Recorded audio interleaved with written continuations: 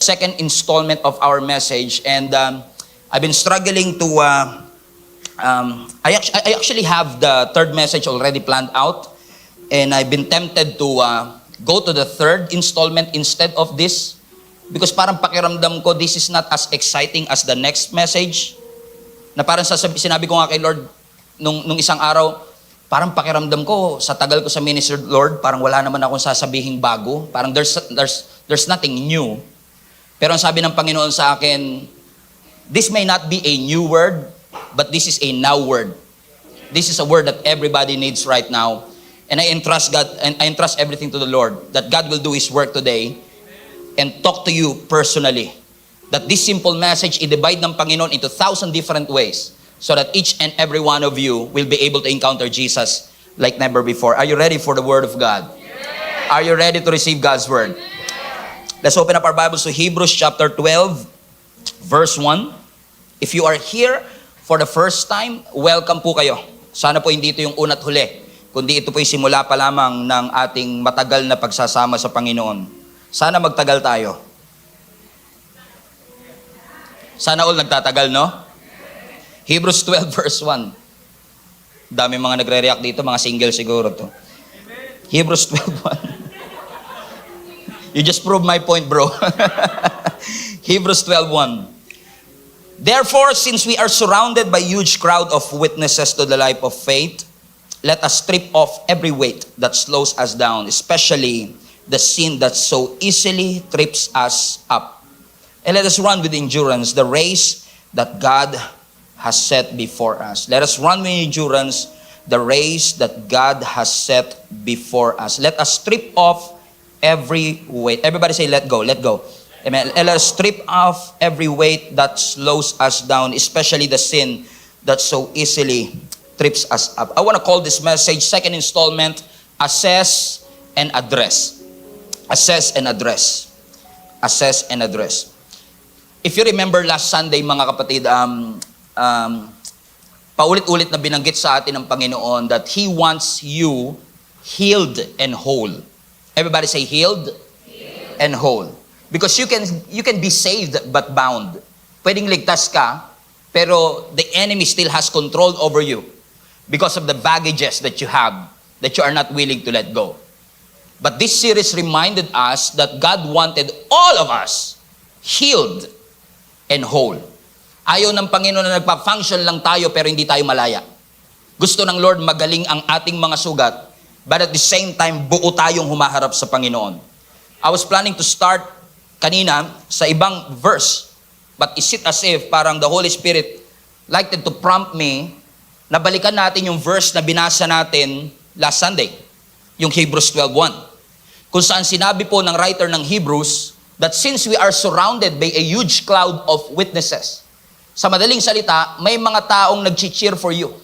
Yung mga nauna sa atin is cheering for us and say, wag kang bibitaw, wag kang magle-let go. They are cheering us up from heaven.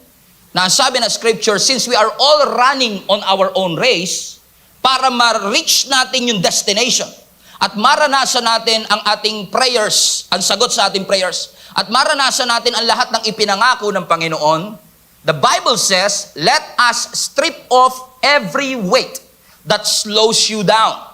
Sa Tagalog, lahat ng mga bagay na nakakapagpabagal sa iyo, iwanan mo. Hindi mo kailangang tiising dalhin habang ikaw ay hirap na hirap, trying to prove that you can. Trying to prove that you are strong. You can be a father and let go of the hurts. You could be a father and cry to your family and say, I'm tired already. You could be a mother, pwede ka maging nanay at umiyak sa iyong pamilya at sabihin mo, pagod na rin ako, pwede niyo ba akong tulungan? Because sometimes nahihirapan tayong manghingi ng tulong kasi palagay natin ang paghingi ng tulong is a sign of weakness. But asking for help is not a sign of weakness. It's a sign of wisdom. Kasi every time you ask for help, you acknowledge your limitation. Na-acknowledge mo ang iyong kahinaan. Ang sabi ng scripture, let us run with endurance. Alam kasi ng Panginoon that time will come na ikaw ay mapapagod, na ikaw ay manghihina, that you will be discouraged, na pwede kang ma-dehydrate. Pero ano sabi ng scripture? Run the race with endurance, the race that God has set before us. Merong landasin, merong pagtawag, merong purpose. Listen to me. Kahit pa yung purpose mo matagal mong tinakbuhan, yung linya mo nananatiling bakante, inaantay ka nun. Hindi yun ipapatakbo ng Lord sa ibang tao. Yung purpose mo para sa'yo yun. Yung purpose mo para sa akin yun. So hindi ko pwedeng takbuhan yung purpose mo at takbuhan mo yung purpose ko. Kailangan ko ano yung linya ko, doon ako mag-stick. Doon ako tumakbo. Kaya sabi ng Panginoon, let us run our own race with endurance, the race that God has set. Hindi tayo ang nagsiset ng sarili nating trajectory. Hindi tayo ang nagsiset ng sarili nating destiny. Si Lord ay may destiny, may plan na inilagay at inihanda sa bawat isa sa atin, and God wants us to run, not crawl. Run with endurance the race that God has set before us. Pero ano ang susi? Let us strip off every weight. Kailangan mong bitawan ang lahat ng bigat. Everybody say weight. I know you don't like to talk about weight, but weight, in this text, weight actually is from the Greek ogos, nang ibig sabihin ay burden. Okay, everybody say burden. Hindi lahat ng mabigat burden. Pero may mga bagay na kahit magaan burden. Ang lalim nun siguro after 2 days, tsaka natin magigets, pero it's okay. Kasi hindi naman sinasabi ng scripture na sa race natin wala na tayong dadalhin. Meron pa din. Si David nga, di ba? Nung nilabanan niya si Goliath, may bag din siya eh. Pero hindi pinabitawan ni Lord yung bag kay David. In fact, yung laman ng bag ni David, naalala niyo yung maliit niyang bag, yung pouch? Ano laman nun? Yung 5 smooth stones. Dala niya yung weapon na gagamitin niya para pabagsakin si Goliath. Hindi against ang Lord na mayroong kang bag. Galit lang, ang ayaw lang ng Panginoon, dala-dala mo yung bag na hindi mo dapat dinadala. So hindi naman sinasabi ng Panginoon, iwanan mo yung weapon mo. Ang sinasabi ng Panginoon, iwanan mo yung nakakapagpabagal sa'yo. Yung mga bagay na nakakapagpahinto sa'yo. Kasi kapag ikaw ay napagod, hihinto ka. Kapag ikaw ay napagod, babagal ka. Ayaw ng Lord John. Kasi lahat tayo may mga destiny na inilaan ng Panginoon, and many of us are already delaying our destiny because we don't want to let go of the things that God wants us to let go. Sabi mo sa katabi mo, let go. Bitawan natin. Ang tawag natin dyan, unnecessary baggage. Everybody say unnecessary baggage. Ibig sabihin, mga baggage na hindi importante. Ano ibig sabihin ng unnecessary baggage? Ang unnecessary baggage is anything that is holding you back from the great things that God has for you. Ano mang bagay na humahad lang para maranasan mo ang pinakamagagandang bagay na inilaan ng Panginoon sa iyo. Ang tawag dyan, unnecessary baggage. Yan man ay worry, yan man ay concern, yan man ay sakit o heartbreak, yan man ay trauma, yan man ay daddy issues, yan man ay bitterness, yan man ay addiction, anything na humahad lang sa iyo para maranasan mo ang kabuuan ng pangako ng Diyos sa iyo. Bisyo man yan, kasalanan man yan, ang tawag po dyan, unnecessary baggage. Lahat dumadaan sa pain, but you have to process the pain. Lahat nagagalit, but you have to process and deal with your anger. Kasi lahat nagagalit, pero kapag yung anger hindi mo dinil, galit ka sa magulang mo, galit ka sa iyong mga anak, galit ka sa ex mo, galit ka sa employer mo, lahat ng galit, normal. Nakakaranas tayo lahat ng galit. Sino po sa inyo hindi nagagalit? Magpapalehans ako. Lahat nagagalit, pero you have to deal with that anger. Kasi kapag hindi mo dinil yung anger, nagiging baggage. And minsan we don't want to deal with it kasi iniisip natin, okay lang, pinatawad ko na siya. Pero nakataas ang kilay. Nakalimutan ko na yun. Pero you know deep in your heart that you did not really process that pain. And many Christians are struggling with unprocessed pain. Nasaktan ka before, tumakas ka, pero hindi ka talaga lumaya. Hindi porket tinakasan mo, pinalaya ka. Ang gusto ng Panginoon, you have to deal with it. Hindi naman necessarily na kailangan mo makipagkaibigan dun sa umabuso sa'yo, but you just have to process that pain deep in your heart at magkaroon ng puwang yung reconciliation or pagpapatawad sa iyong puso. You have to process it. O posibleng unresolved issues. Unresolved yesterday. Mga yesterday na supposedly kinakalimutan because God doesn't want you to live in the past. God wants you to remember the past, but God doesn't want you to dwell in the past. So, posibleng tayo ay may mga unresolved, unsettled issues in our lives. O posible rin naman ay mga nagpatong-patong na tampo na naging galit at galit na naging bitterness. Wala nakaka-relate yung ganun? Oo, kasi perpekto nga pala itong simbahan na to, no? Hindi tayo nagkakamali. And even sa mag-asawa, di ba? Sa mga mag-asawa, kami ni Jenny, nag-aaway din kami. Kapag kami nag-aaway, minsan na ipagpapalit natin, akala natin forket may confrontation, may communication. Pero hindi forket may confrontation, may communication. Hindi porket nag-confront, nag-communicate. Kasi lahat na mag-asawa nagko-confrontation, pero bihira yung nagko-communication. Communication is actually trying to listen. Where is my husband coming from? Where is my wife coming from? Pero tayo, ewan ko, napapansin nyo to. Di ba, minsan pag nag-aaway tayo, hindi pa tapos yung asawa natin, nag-iisip ka na ng i-reply. Sige lang. Sige. Sabihin mo lang ang gusto mo sabihin. Babanata. Ito, pag binanata ko to, over na to. Suko ka na kagad. So we don't really listen with an intent to understand. We listen with an intent to reply. Gusto lang natin makapag-reply. Gusto natin vengeance. Gusto natin revenge. Kaya minsan may confrontation, pero walang communication. And all of these things, kapag nagpa-piled up ito, posibleng akala mo walang silbi, akala mo walang bigat. Pero kapag dumami, it could cause a problem. Let me give you a practical example. Ilan po sa inyo ang nasa bag nyo ngayon maraming resibo na hindi nyo kailangan? Wala ka namang planong i-reimburse yan somewhere, pero you have that receipt. Kasi masyado naman siyang magaan, okay lang ilagay sa bag. Pero ang 1 kilong papel, 1 kilo pa rin yun. Nag-pile up. Dahil masyado siya, dahil pakaramdam natin weightless, dinadala na rin natin. Kaya minsan, yung sakit ng teen years, dinadala sa adult years. Yung frustration sa nakaraang relasyon, nadadala sa bagong relasyon. Yung ugali ng previous season, nadadala sa bagong season. Nagbago ng season, pero hindi nagbago ng perspective in life. Nagbago ng season, pero hindi nagbago ng outlook in life. Minsan may lumapit sa akin, ito real life talaga. Kung di ako nagkakamali, nagkaroon siya ng 7 relationships in 1 year. Sabi niya sa akin, Pastor, pare-pareho lang talaga yung mga lalaki. Mga lalaki niya, pare-pareho lang po sila. Manloloko talaga sila. Sabi ko, 7 relationships in 1 year. Something could be wrong. Mukhang hindi yung lalaki ang mali rito. Kasi sabi niya, pare-pareho lang sila. Pero sa 7 relationship, ang pareho lang dun ikaw. Ikaw ang common denominator doon sa 7 na yon.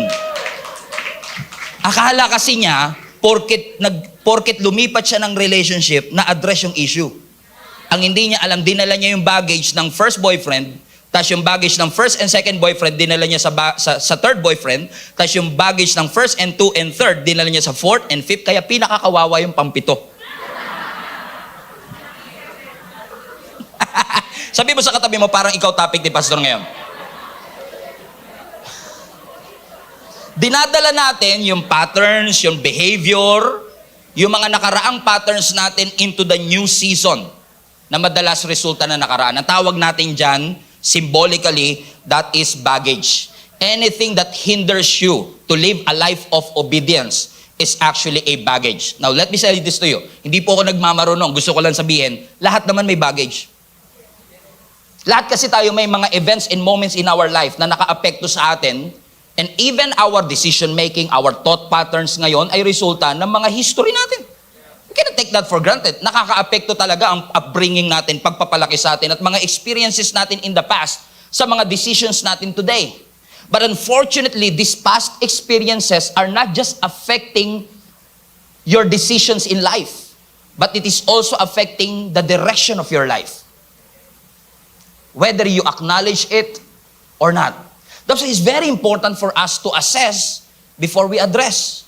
What are those things in my bag na hindi ko talaga kailangan na dinadala ko?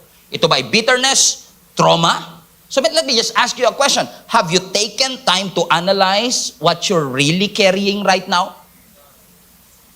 Kabisado mo ba talaga ang lahat ng laman ng bag mo today? At ang lahat ba ng laman ng bag mo today makakatulong talaga sa pagpunta mo sa church? O naniguro ka, sabi mo, sige, dadaling ko to in case. that is adding weight for you in order for you to be effective in the call of God. No wonder maraming Christians ang pagod, weak, and ineffective. Kaya sabi ni Jesus Christ sa Matthew chapter 11 verse 28, "Come to me, all of you who are weary and heavy laden." Ano sabi siya? "Who carry heavy burdens, and I will give you rest. Take my yoke upon you. Let me teach you, because I am humble and gentle at heart, and you will find rest." Everybody say rest. How many among you wants to rest? Kaya ka nga natulog, di ba? Pero pagising mo, pagod ka pa rin.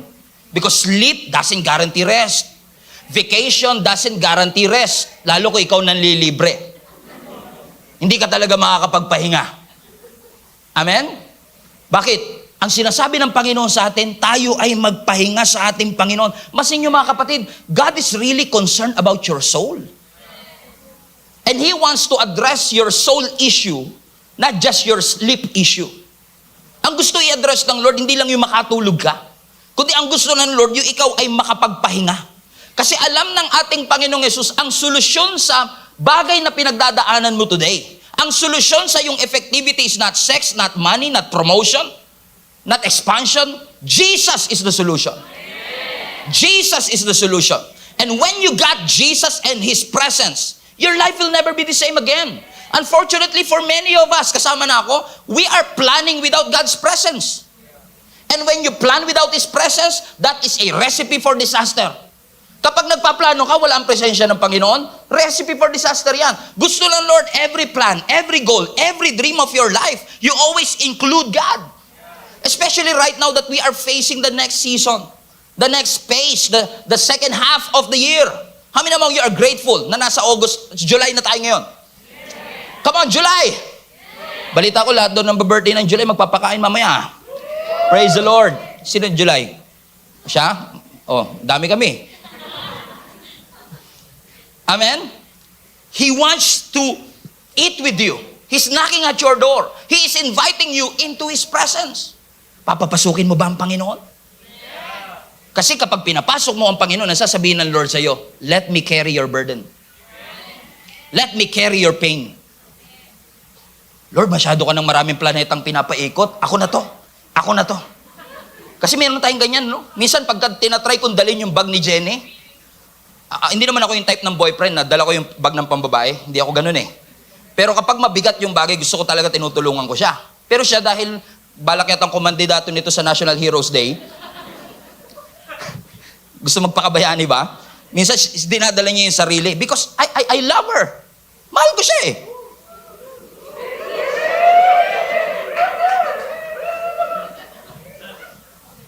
Mahal ko siya. Ayoko siyang nahihirapan. Kasi it hurts me to see her suffering. And listen to me! Mga kinikilig dyan na mga single pero wala naman jowa. And listen to me. Every time God looks at you and you are trying to pretend that you are okay, but actually you're suffering, He's hurt. Nasasaktan ng Panginoon na nakikita ka nagsasuffer. Gusto ka naman niyang tulungan, ayaw mo magpatulong. Iniimbitahan ka niya sa kanyang presensya, gusto mo magsulok. Isolation is a recipe for disaster once again. Ang temptation malakas when you isolate yourself. That's why He is inviting you, "Come to me." Naalala niyo yung parable of the great banquet kung saan yung master naghanda siya ng matinding piging at nag-invite siya sa kanyang tahanan? Maraming invited pero marami ding nag-excuse nung huli na. May mga kilala ba kayong ganon? Pag invitation, pupunta daw. Pero pagdating ng actual, reschedule, rain check, may kilala kayo, may ganon, right? Something came up. Ganon na nangyari. Ang sabi ng scripture, yung master, nag-create siya ng isang matinding celebration, naghanda siya. Nung pagdating ng araw ng piging o ng araw ng great celebration, pinatawag niya lahat ng mga invited. Pero lahat sila nagkanya-kanyang excuse. Yung isa sabi niya, nakabili po ako ng lupa. Hindi po ako makakapunta. Kailangan ko po i-check. Yung pangalawa, sabi niya, nakabili po ako ng kalabaw, ng oxen, ng baka. Kailangan ko munang i-testing. Hindi po ako makakapunta. Sabi naman ng isa, bagong kasal po ako. Hindi po muna ako makakapunta. Pansinin niyo yung mga excuses. Excuse talaga eh. Kasi sabi ng isa, bumili ako ng lupa, titignan ko lang. So binili mo na hindi mo tinitignan. Obviously, an excuse, right? Yung isa naman, bumili ako ng oxen, ng kalabaw, pero ititesting ko muna. So binili niya, so para kang bumili ng sasakyan na hindi mo tinignan yung configuration at di mo tinesting. Obviously, an excuse. Yung isa naman, ang sabi niya, bagong kasal lang po kami, kaya pwede po ba excuse muna ako? So papasin niyo yung tatlo. Yung isa, lupa. Yung isa, oxen. Yung isa, marriage. Parang it symbolizes possession, career, and affection. Lahat naman yan, blessing eh. Diba? Yung lupa, blessing yan eh. Tama? Correct? Yung oxen, hanap buhay, blessing ba? Yung trabaho, blessing. Eh yung marriage, yung relationship, blessing ba? Pero yung the very same blessing is now replacing God's throne. Meron akong message way back, ang tawag ko, what happened to your blessing? Kasi marami sa atin, after receiving the blessing, yung blessing na ang nag-replace ng trono ng Panginoon sa ating puso. You call it blessing all you want. Pero kapag yung blessing na yan, pinalitan ang trono ng Diyos sa puso mo, that is an idol, not a blessing. Kapag di kayo makapag-amen, sabihin nyo na lang, ouch. Amen? Because there are so many blessings in our lives that competes the place of God in us. Do you still remember nung mga panahon wala kang trabaho and you are crying your heart out sa Panginoon, Lord, bigyan mo ako ng trabaho. Lord, bigyan mo ako ng trabaho. Lord, bigyan mo ako ng trabaho. Nung binigyan tayo ng trabaho ng Lord, liga, basa tayo ng Bible, pray tayo, attend tayo Bible study, come to church. Masyado akong busy for that. Now, listen, I'm not saying na huwag kayo magtrabaho. I'm not saying na mag-resign kayo sa trabaho just to serve the Lord. Hindi nyo kailangan mamili sa dalawa, trabaho o Jesus. Bakit mo kailangan mamili kung pwede mo naman pagtagumpayan pareho? Correct? Correct?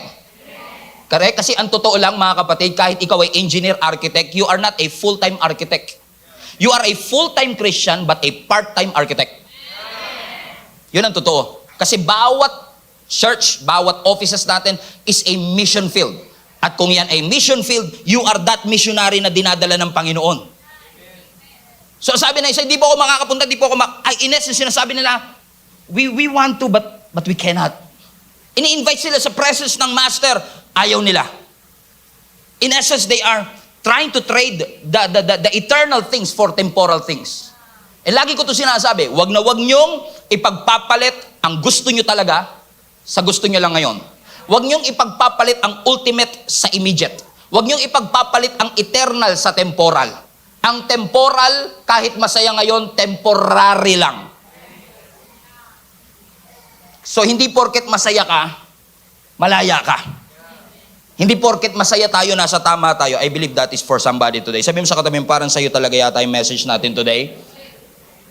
Kasi ayaw ng Lord yung very same blessing, yung very same good things, ay humahad lang sa atin to experience His presence. He is inviting you to come.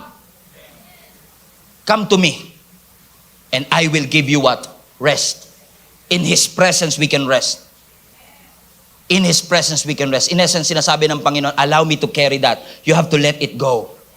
Sabi nga na Ecclesiastes chapter 3 verse 6, there is a time to keep and a time to throw away. Mahilig tayo magtago, mahilig tayo mag-pick up, pero nahihirapan tayong mag-let go. Nagiging spiritual hoarders tayo. Kuha lang tayo ng kuha, display lang tayo ng display, but we are having a hard time trying to let it go. Na parang hindi natin mabitawan yung bagay na pinapabitawan ng ating Panginoon. And that is becoming a bandage to all of us. Gusto ni Satan wasakin tayo. Pero minsan, because of our faith, nahihirapan siyang wasakin tayo. Ang tindi kasi ng pananampalataya mo eh. Lalo taga dito ka pa sa church na ito. Perfecto nga, di ba? Baka akalain ng iba, totoo talaga eh, no? Actually, sarcastic yun eh.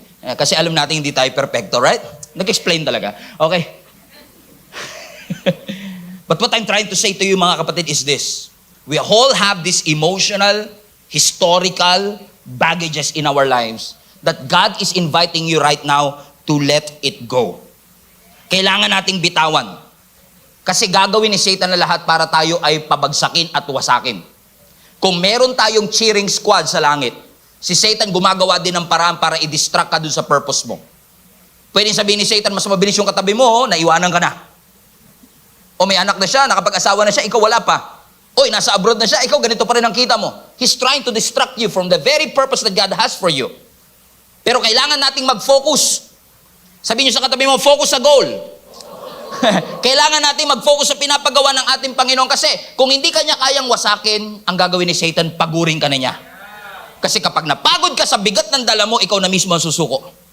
At ikaw na mismo ang magkukwit. Hanggang sa hindi mo mapagpatuloy ang purpose ng Panginoon sa bawat isa sa atin. So check your bags. Analyze what's in your heart. Is there anything in your heart today that is keeping you from God's best? Mga bagay na humahad lang sa'yo para ma-experience mo ang God-given destiny in your life. Is there anything? I'm sure there is. Meron. In fact, mga kapatid, marami sa atin ang may excess baggages. Dahil nakasanayan na natin yung mabigat, sanay na tayo sa ganitong buhay, akala natin ito ang normal. Hindi porket nakasanayan natin yun ang plano ng Panginoon sa atin. Pinapalit go nga ng Panginoon sa'yo para maranasan mo yung peace, para maranasan mo yung joy, para maranasan mo yung effortless journey with Jesus Christ. Kaya sabi ng Lord, let it go. Pero sometimes masyado na tayong sanay. Nararanasan nyo ba minsan yun, mga kapatid, na pag umuwi kayo, tapos masyado magaang yung bag mo, sabi mo, parang may mali. Parang may naiwan ako. Dahil masyado kang sanay sa bigat, alam mo kung may kulang. Ballpen lang yun. Pero nahalata mo, may kulang ah. Ballpen, ganun ka. Because you're so used to it, nasanay. Lalo, alam nyo, these days, no? These days, kami ni Jenny, we've been traveling a lot these days because of the mission stations that we are going through. And nung una, laging kapos yung nadadala kong damit. Kasi, alam nyo yun, yung parang laging kapos yung nadadala ko. Nakakalimutan ko yung mga ganito, nakakalimutan ko yung ganyan. Hanggang sa nasanay ka na nasanay, ngayon naman ang problema namin, o at least ako, is yung overpack. Yung nagdadala ka ng bagay na alam mong hindi mo kailangan, pero just in case. May mga ganun ba sa inyo? O parang ako lang yung normal dito, no? Okay, maybe nagta-travel ka man sa bus, sa tricycle, di ba? Yung mga bag nyo ngayon, hindi lahat ng laman ng bag nyo ngayon kailangan nyo today. Pero just in case, nagdala ka ng ballpen. Just in case, dinala mo yung resibo.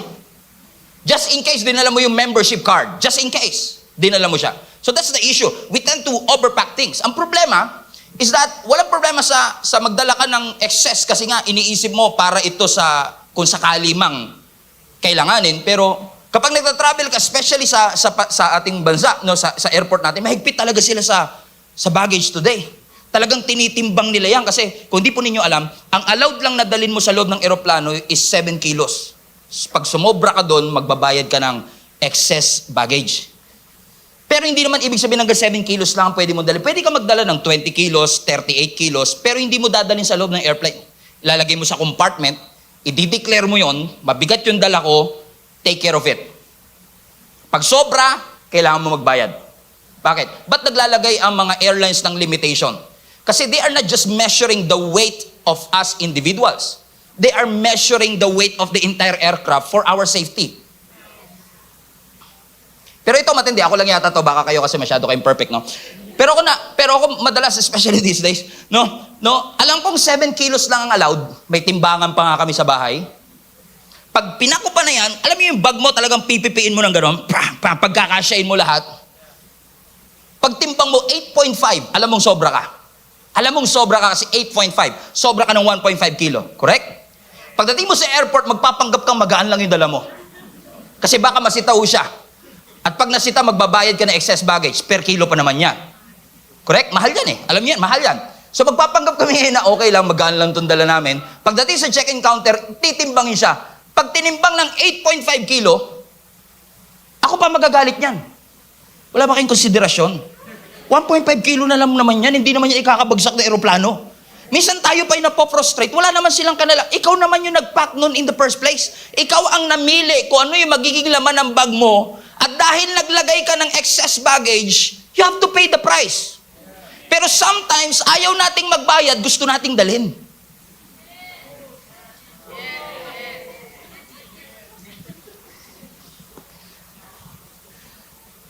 Kasi yung pagbabayad, if you want to pay the price, you have to forgive. If you want to pay the price, you have to deal with awkward conversation. Pero ayaw mo ng awkward conversation, ayaw mo rin magpatawad, so dinala mo. So ngayon nung nag-preach sa forgiveness, yung pastor pa masama. Kasi sinita ka. Eh alam mo namang ikaw nagdala nun. Matagal nang pinapabitawan ng Lord, ayaw mo. Nung kinausap ka ng kaibigan mo, pinayuhan ka niya, mali yan. Sila pa mali.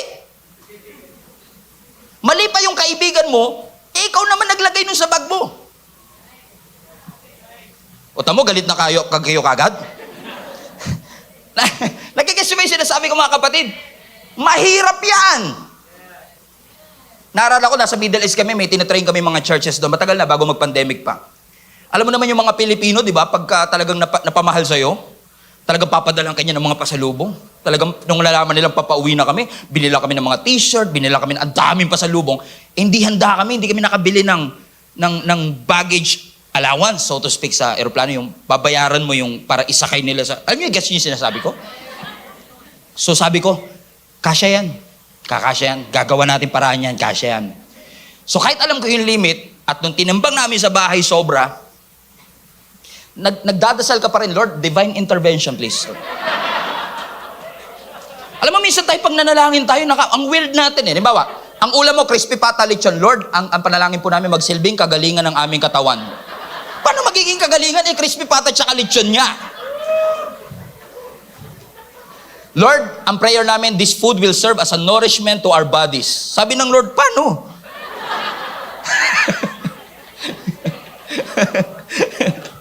Guilty lahat eh, no? So sabi ko, pagkakasya yan. So meron kang hand carry baggage, alam mong sobra na agad. Pagdating pa lang namin sa gate, ito palang Hamad International Airport sa may Qatar. Pintuan pala may timbangan na. So tinimbang, obviously sobra. Sabi sa amin, sir, do you want to pay an extra baggage? Alam mo naman tayo mga Pilipino, napaka-generous natin. So sabi ko, hindi po, hindi. Ako, kaya ko po gawa ng paraan yan. Generous eh. Mapagbigay. Yung joke ko talaga, pang alas 6 pa eh, no? So in essence, nagkuripot si Stephen.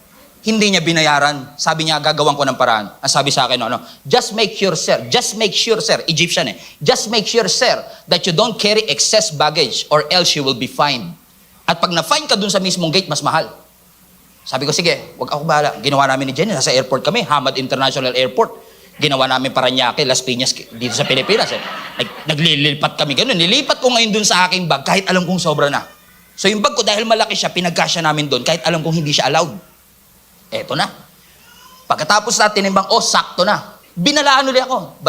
Sir don't carry excess baggage or you'll be fined. Hindi ko naman alam pagdating sa gate, siya rin pala bantay. Siya rin bantay. So hirap na ako eh. Kasi more than 10 kilos, bit-bit mo lang siya. Hirap na ako. Pagtingin ko sa gate, nandun siya.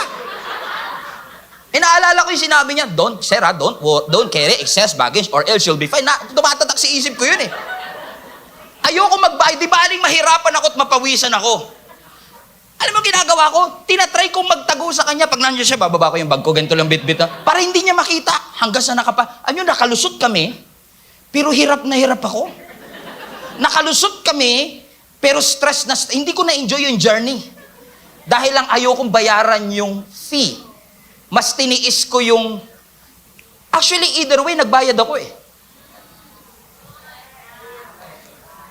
Pwede ako magbayad ng pera sa excess baggage or pagbabayaran ko yung being present in that moment. Ang lagi lang nakikita ng lente ko siya. Nakatingin ba siya? Hindi ba siya nakatingin? Kasi tanda ako eh. Don't carry excess baggage, sir, or else you'll be fine. Talandal ako eh. Either way, nagbayad ako eh. Meron akong pera sa bulsa, pero hindi ko na-enjoy yung journey. And many of us are struggling with the same thing. Because you are carrying so much baggage, ayaw mo ng freedom.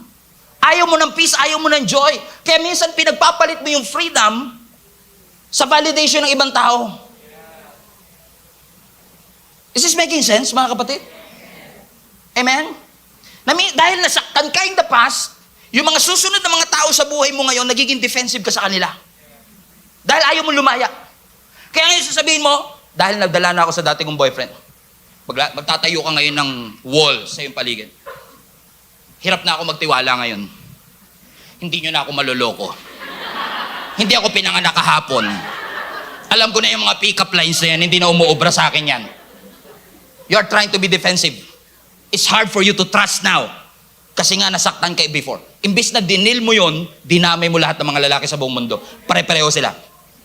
And look at this.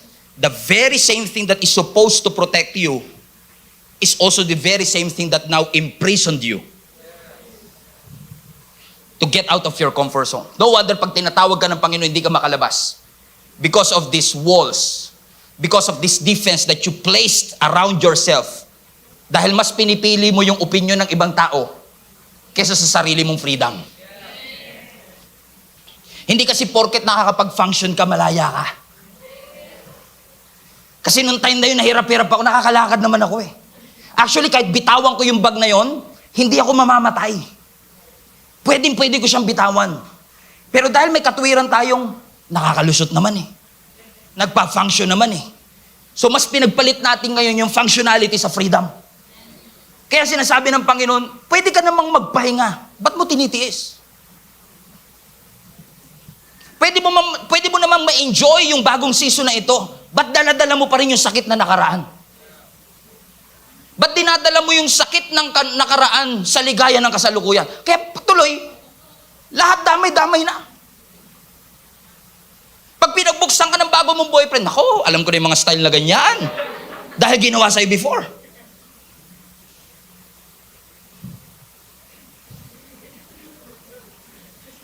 Itong bagong boss ko, may pa-signing bonus pa. Alam ko na, papahirapan nyo rin naman kami pagka nagtatrabaho na kami. Damay na lahat. Because you are afraid to deal with it. Everybody say, let it go. Everybody say, let it go. Amen. You cannot bring it without paying a price. Magbabayad ka talaga either way. Either you will pay that price right now, give it to the Lord. Give it to the Lord. Ibigay mo sa Panginoon. Because God wants you to rest. Naalala ko kami ni Jenny, pag na-invite kami ng ibang churches to speak sometimes, and minsan pagdating pa lang sa airport, parang nahihiya kami, mahihiyain kasi kami dalawa ni Jenny. Yung parang gusto namin, yung bagahe namin, kami lang nagdadala. Minsan talaga, because of some churches have great hospitality, na minsan makasalubong ka pa lang nila, talagang kukunin na kagad nila yung bagahe. Minsan, ako na po dyan, pastor. Ako na po. May kilala kayong ganyan? Na ikaw naman hiyang-hiya kang ipadala, pero ang gusto lang naman nila sabihin, ito po kasi yung responsibility ko eh. Ito po yung trabaho ko eh. Minsan yung trabaho nila, ginagawa natin. Na sinasabi ng Lord, cast all your cares before me. Binigay mo 50% lang. Sabi ng Lord, trabaho ko yan. Hindi mo trabaho i-carry lahat ng burdens na yan. Nakakapagbabagal sa'yo. Ang gusto lang ng Lord sa'yo to focus on what God has for you and what God has for your life. Minsan mas gusto natin, marami tayong dala. Sabi nga ng Lord, less is more. Nung pinadala ng Lord ang 72 disciples, naalala niyo po yun? Nung sinend ng Lord yung 72 disciples to share the gospel of Jesus Christ, sa Luke chapter 10, ang tanong ng mga disciples, ano pong dadali namin? Ang sabi ng Lord, huwag kayo magdadala ng kahit ano. You don't need a lot of equipment. You are the equipment. Hindi mo kailangan magdala ng kahit ano. Hindi against ang Lord sa bag. Pero sinasabi lang ng Panginoon, if you are with me, you don't need a lot of equipment. Because your testimony is that equipment. Amen? Si David, ang dala niya, 5 smooth stones. Hindi siya nagdala ng arrow, hindi siya nagdala ng espada, hindi siya nagdala ng armor. Ang dala niya lang, yung weapon na meron siya. Naalala niyo yung paralytic na pinagaling ng ating Panginoong Yesus, na hindi makalakad? Na nung gumaling siya, sabi ng Lord, pick up your mat. Pick up your mat. Yung mat na yun ang nagsisilbing upuan niya. Yun ang nagsisilbing pwesto niya for many years, nung pilay pa siya. Pero nung pinalakad siya ng Panginoon, dalhin mo. Kasi yung mat na yan ang testimony mo.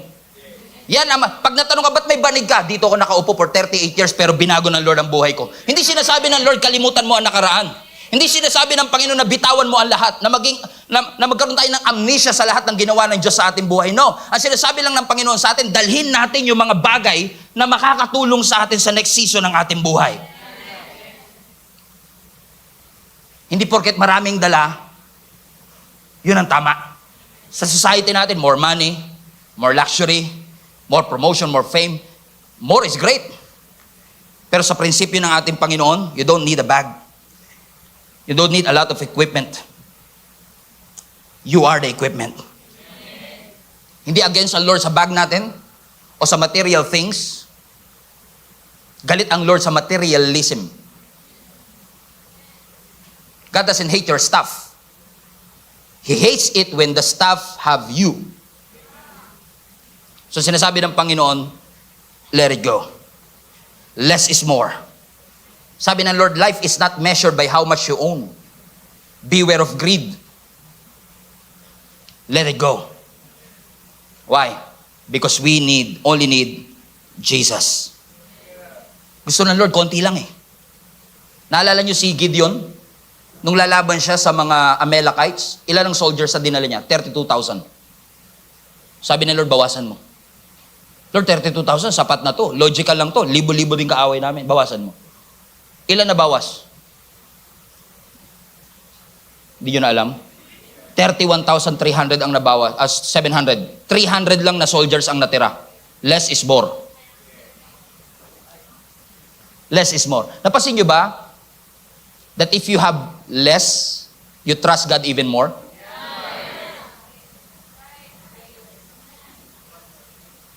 That's why it's very important to obey the principles of the Lord. Kasi meantime, just in case, you cannot trust God with that. But if you have less, you trust God even more. Naalala mo na yung sweldo mo, alam mong hindi aabot sa akin sena, talagang grabe prayer mo eh. Sino sa inyo yung makakita ka lang na naka-orange, nako, puputulan tayo. Hindi, naka-orange lang po. Lahat na naka-orange, Meralco tingin mo eh. Puputulan ka eh. But if you have less, you trust God even more. Sabi nga ni Charles Spurgeon, you cannot win this battle weighted. Sa Tagalog, hindi ka mananalo kung lagi kang kargado. So check your bag. Tignan mo, ano laman ng bag mo. Parang yung pagkain, di ba? Ang masarap na pagkain, resulta ng masasarap na ingredients. Tamang combination. Amen? Amen? So check your bags. Ano-ano ang meron sa bag mo ngayon? Nung tinignan mo yung bag mo, ito yung, naalala ko to, nung binanggit to, nasaktan ako dito eh. Pero sige, mo na, pinatawad ko naman na siya eh. Naalala ko to, last year, no election, in-unfriend ako nito. Kasi binoboto ko ganito, tapos siya ganito. Pero okay na yun, napatawad ko na siya. Naalala ko to, last year to, naiinis ako sa action niya. Dala mo pa rin. Hanggang ngayon. The best thing to do is this. Naalala ko to, in-unfriend ako nito nung election kasi hindi kami pareho ng binoto, pero I will let it go. I will forgive. Ang sabi ng scripture, Ephesians 4, get rid of bitterness. Get rid of anger. Get rid. Everybody say get rid. Ano ibig sabihin ng get rid? Let it go.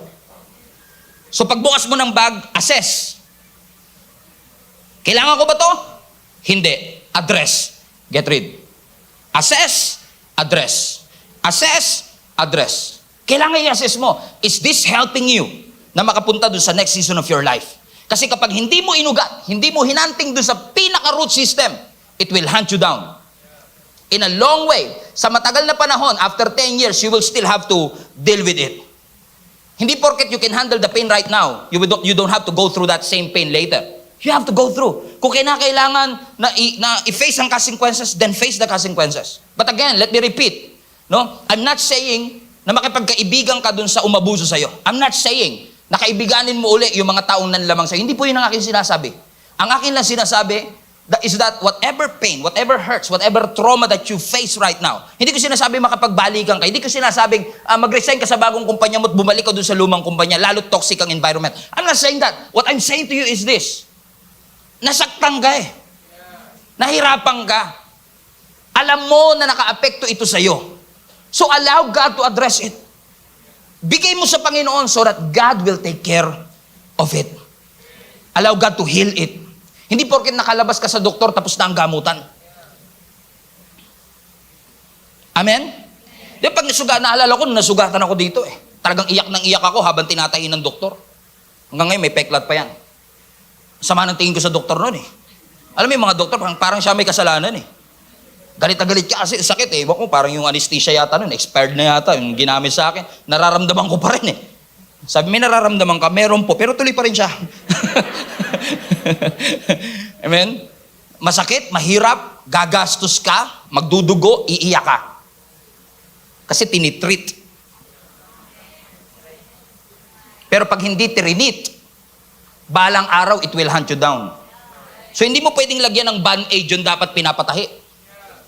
Tahiin mo muna bago mo lagyan ng bandage. Ipatreat mo muna. Sometimes, ang treatment one day. Pero ang healing, minsan ilang buwan. So pag uwi mo, re-resetahan ka pa rin ng doktor, inumin mo to 3 times a day. Pampatanggal ng kirot. Linisin mo pa rin yung sugat. Bakit? Kapag hindi mo ginawa, babalik ka uli. Nagkikis yung sinasabi ko mga kapatid. And sometimes nagpapatreat tayo, pero ayaw natin magpa-heal. So okay na mag-usap kayo. I-resolve ang hindi pagkakaintindihan. Pero magpagaling ka pa rin sa Panginoon. Hayaan mong iproseso pa rin ng Panginoon yung nararamdaman natin instead of hiding for it. Hiding behind it rather. Na nagtatago tayo dito sa mga baggages that we face today. God is good. He loves you so much. He loves you so much. He wants you effective. He wants you to be the best version of yourself in following Jesus and living a life of obedience to the Lord. And as I close this, fasten your seatbelt, palanding na po tayo. Ang sabi ng 1 Samuel chapter 10, this is a story wherein si King Saul was about to be appointed as the first king of Israel. And one thing I love about this story is, nung bata ko kasi every time I hear about King Saul, ang lagi ko naisip sa kanya, napakatapang ng hari na ito. Siya kasi yung naghunting kay David for many years, di ba? Trying to kill David. So ang pagkakakilala ko sa kanya, especially nung bata ko, si King Saul, ano yan, matapang yan. Parang may essence pa nga parang mamamatay, parang gusto niyang pumatay ng tao. Pero while I was reading this a few months ago, I was reminded again that Saul was actually timid. Takot siya eh. Ayaw niya nga maging hari in the first place. Kasi ang sabi ng scripture, ang mga Israelites, nagpe-pray sila sa Panginoon na bigyan sila ng earthly king kahit meron silang heavenly king. Nainggit kasi sila sa ibang kingdom, yung ibang kingdom may hari. Sila wala. So sabi nila sa Lord, Lord, bigyan mo rin kami ng hari. Parang in essence, kung ako si Lord, sabihin ko, hindi pa ba ako sapat? Kapalit-palit ba ako? Hindi naman against ang Lord sa human king. Pero yung kanilang pag-demand sa human king is a sign that they don't trust their heavenly king to provide for them. Pero ang Diyos mabuti pa rin and gracious, binigyan sila ng king. Sino ang binigay sa kanila? Si King Saul. So ngayon, pinatawag ni Samuel ang buong nation of Israel sa plaza, sa may Luneta Grandstand. Sabi niya, magkakaroon ng inauguration service para sa ating pinakaunang hari na si King Saul. Umating kayo lahat, nag-atinan tayo lahat, in-invite natin yung friends and family natin. Nung nasa stage na sila, so Samuel brought all the tribes of Israel before the Lord, and the tribe of Benjamin was chosen by Lot. Then he brought each family of the tribe of Benjamin before the Lord, and the family of Matrites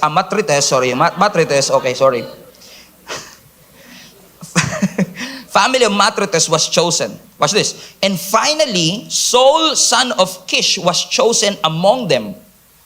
But when they looked for him, he had disappeared. Pause. So na pinapakilala na, ladies and gentlemen, the first king of Israel, King Saul. Palakpakan lang. Woo! Walang pumapanig sa stage. Asan yung hari natin? He disappeared. Parang nagkaroon siya ng cold feet. Parang ayaw niya na magpakasal. Ayaw niya na pumunta. Nagtago siya. Ngayon, tinanong ng mga tao ang Panginoon. Verse 22. So they asked the Lord, where is he? Ang sabi ng Lord sa kanila, he is hiding among the baggage. Nagtatago siya sa bagahe. Gusto niyang takasan. Dahil sa kanyang takot to get out of his comfort zone at i-lead ang buong nation of Israel sa bagong season ng kanilang bansa. Mas pinili niya magtago sa kanyang baggage kesa humarap sa kanila tulungan ang buong nation of Israel. Ano nangyari? Last verse, verse 23. Nung nakita siya, they found him and brought him out, and he stood head and shoulders above anyone else. What does it mean? Nung tumayo si King Saul, so una, hinanap muna nila. Pangalawa, nilabas nila. They assess and they address. They found him, bring him out, at nung nilabas si King Saul, ay totoo naman pala talaga, napakatangkad. He stood head and shoulders above them. Hindi lang siya ang pinakamatangkad, ang sabi din ng scripture, siya ang pinakagwapo in all of Israel. At pag sinabi ng Bible na gwapo ka, sure yan. Hinahanap ko nga yung Stephen sa Acts, parang walang sinabi. Ang sabi lang, martir eh. Hindi sinabing pogi eh. Amen? He stood head and shoulders. Alam niyo mga kapatid, when I was reading this, alam ko na si King Saul at this point ay nagtago sa literal na bagahe, luggage.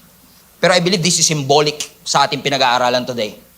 That some of us, instead of getting out of our comfort zones, we are trying to hide behind our baggages. Nagtatago tayo dun sa ating past. Nagtatago tayo dun kasi dun tayo comfortable. As long as kinukwento natin sa ating mga bagong kaibigan ang lahat ng ginawa sa atin ng mga taong nakasakit sa atin before, comfortable tayo kahit paulit-ulit yung ipakwento sa akin. This is my comfort zone. I love telling these stories of how they hurt me and how they have offended me. I feel strengthened, I feel energized every time I talk to this story. Nakahanap ka na ng comfort. Ginamit mo yung hurts and pain bilang iyong face shield, bilang iyong facade. Na sinasabi ng Panginoon, you don't have to wear that mask. You don't have to wear that mask. You have to, don't stop hiding behind that baggage. Stop hiding behind that trauma and that pain. Stop hiding behind that hurt. You cannot step out of your comfort zone. You cannot step out on what God has for you because you're always hiding in that baggage. Pansinin niyo, si King Saul anointed. Si King Saul ordained na. Pero hindi siya makalabas because of fear. And he would rather hide in his baggages than face the new season of his life. And I don't know who is this for. As I've said to the Lord, Lord, parang tingin ko wala namang bago dito sa sinasabi natin. This is an old message. But I believe this is a now message for somebody. May sinasabi ang Panginoon sa iyo, kapatid. May sinasabi ang Panginoon sa iyo. Marami kang tinakbuhan before. Dahil mas takot tayong i-address. But God is saying to you right now, let go of that pain. Let go of that hurts. Deal with it right now. And you will see God's goodness and faithfulness in your life. Si Apostle Paul, effective siya. He wrote 66% of the scripture.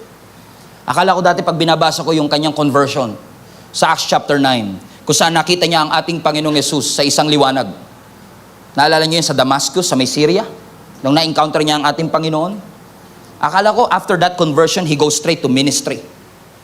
But studying further, makikita nyo, even mga historians na nagsasabi, pagkatapos ng encounter niya at ng conversion niya nung nakilala niya si Jesus Christ, hindi siya kagad dumiretso sa ministry. He waited 3 years, at least, ang sabi nila. Some say up to 12 years. From 3 to 12 years, he waited. He learned about Jesus Christ. He studied his actions. He studied his life. Para siya kasi alam ni Paul, hindi ako pwedeng mag-ministry agad without resolving my past. May nakaraan siya. Pumapatay siya ng mga Kristiyano. May nakaraan siya. Marami siyang kasalanan, marami siyang baggages na hindi niya dinala sa ministry agad. He dealt with his baggages first before he went into the ministry because he knows it will affect the integrity of God's word kapag siya nagsasalita nito. That's why it's very important for us, mga kapatid, katulad ni Apostle Paul, to address and to assess rather, and to address. Huwag nating dalhin ang hurts na nakaraan dito sa bagong season na pinapagawa ng Panginoon sa iyo. Ang sabi ng Lord sa iyo, come to me. I want to give you restoration, peace. Don't ignore what God wants to restore. Stop ignoring it and allow God to work through your life today. Because God wants to set you free.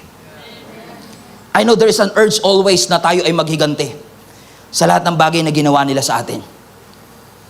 Sa lahat ng pain na na-cost. At minsan sinasabi pa nga natin na kaya ako nagkaganito because of what they did to me.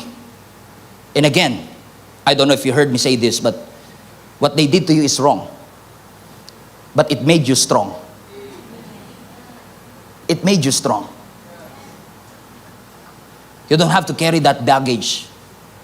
You don't have to carry that story. You don't have to carry that bag, that in your bag, that in your heart. When in fact, you can just say, Lord, carry me into your arms. And whatever I face, whatever it is that is in my heart today, deal with it, Lord. Tulungan niyo ako na malagpasan ko at mapagtagumpayan ko.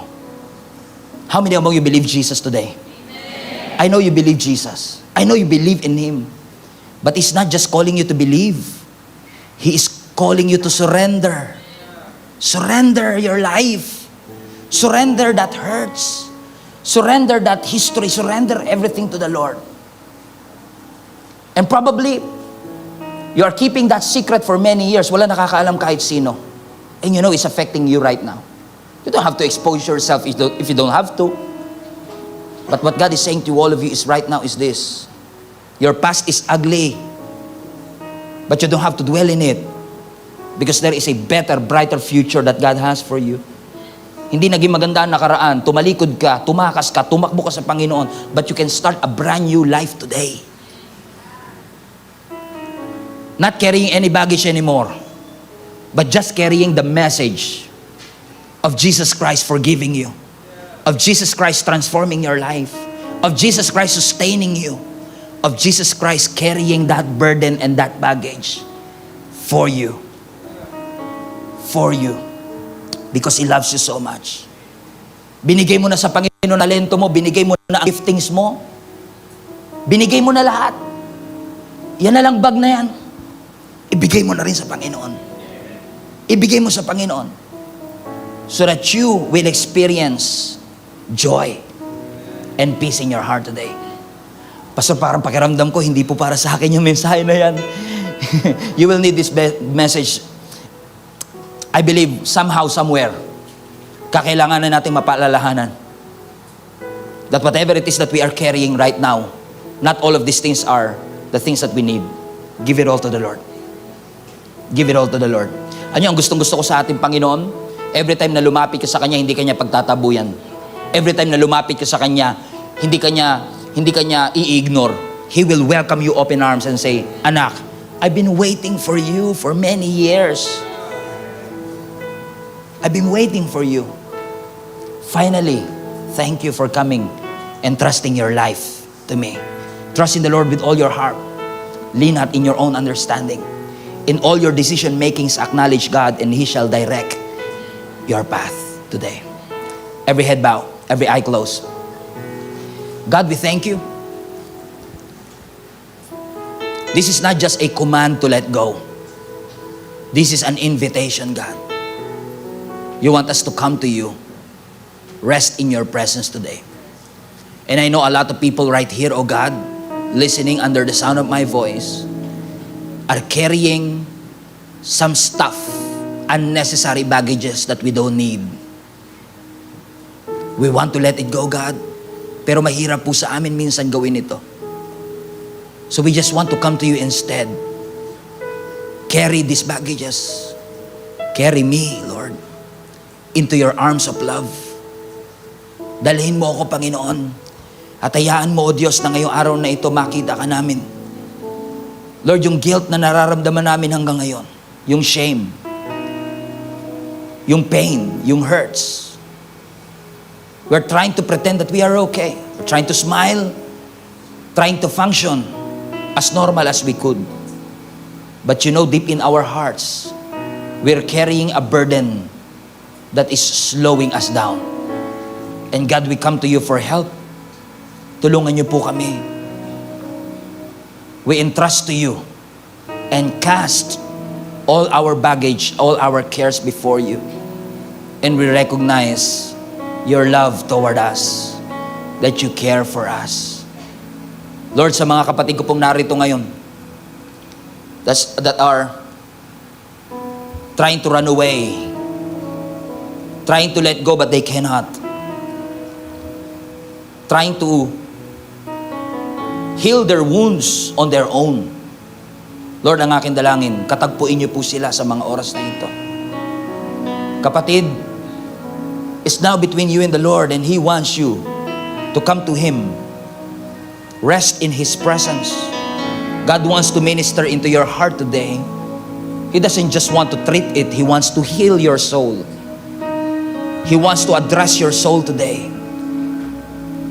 He wants to address not just your history, but also remind you of your destiny. Come to Jesus, as broken as you are. Cry out to the Lord and say, God, I need you in my life. Kailangan po kita, Panginoon. Ikaw lamang ang kailangan ng aking buhay. We want to be in your presence. We want to dwell in you and in you alone. Praise Jesus. Just come to the Lord right now.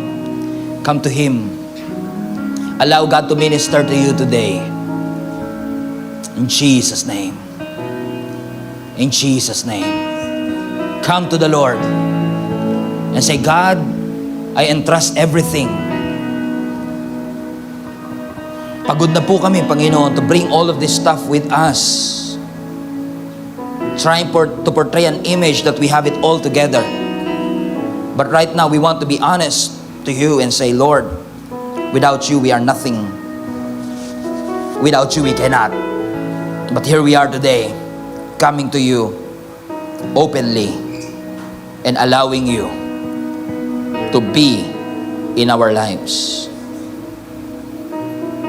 We surrender everything to you right now.